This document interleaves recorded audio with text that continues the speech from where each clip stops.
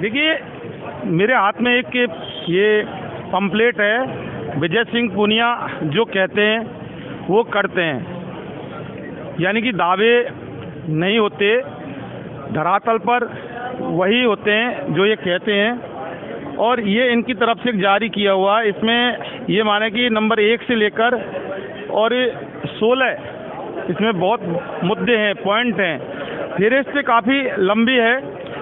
आप ये बताओ कि मोटा मोटा भाषा में बात करते हैं कि इसमें जो जो चीज़ें आपने लिखी हैं कि वाकई अगर आपको मौका दिया जाता है तो आप ये सारी चीज़ें लागू करवाओगे? मुझे जयपुर बार एसोसिएशन के इस पद पे मैं विजयी होता हूँ अध्यक्ष के, तो मैं पूरी तरह से विश्वास दिलाता हूँ मेरी बार एसोसिएशन के सदस्यों को कि जो मैंने ये जो 19 या 18 मांगे जो बताई हैं, इन 16 मांगे, इन सब का प्रयास, इन सबको हल करने का प्रयास मैं करूँगा।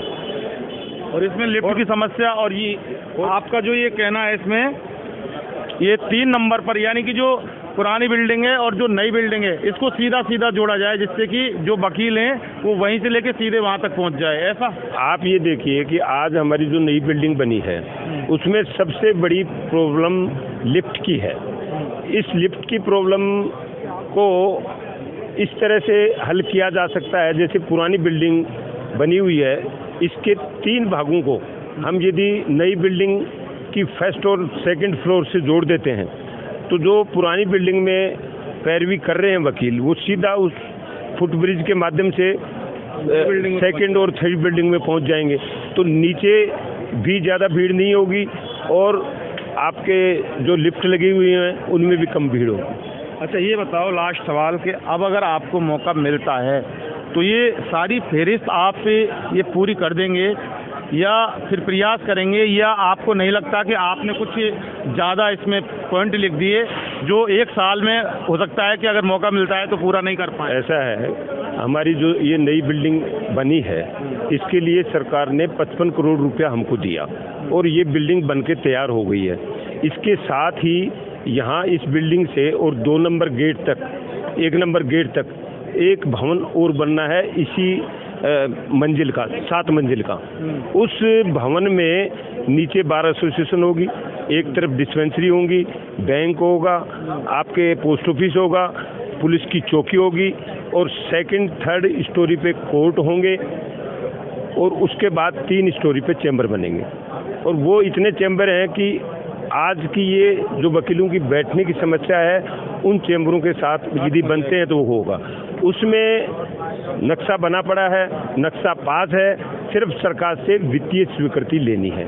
तो इसमें मुझे नहीं लगता कोई दिक्कत आएगी, क्योंकि सरकार ने पिछले कई सालों में सभी कोर्टों के अंदर बिल्डिंग के लिए बहुत पैसा दिया है और इसमें भी कोई बड़ी दिक्कत है नहीं।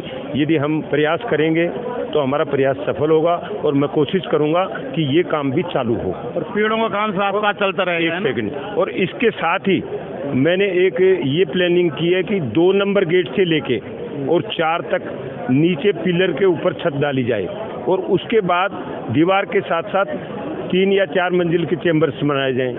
तो इस परिसर में जो आज ही आप देख रहे हैं पार्किंग की समस्या, ये भी हल हो जाएगी और इसके साथ वकीलों के बैठने की समस्या भी खत्म हो जाएगी।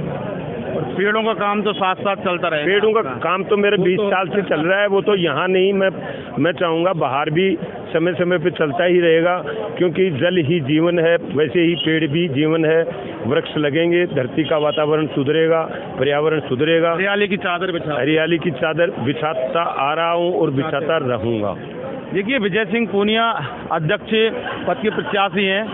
काफ़ी लंबी चौड़ी इनकी वकील हित में योजना है और पहले भी काफ़ी कुछ इन्होंने वकीलों के हित के लिए किया है, लेकिन अब एक बार काफ़ी गैप के बाद दोबारा से ये अब अध्यक्ष पद के प्रत्याशी हैं। देखने वाली बात ये होगी कि वकील मतदाता इनको कितना मौका देंगे, ये वक्त बताएगा जब चुनाव का परिणाम आएगा।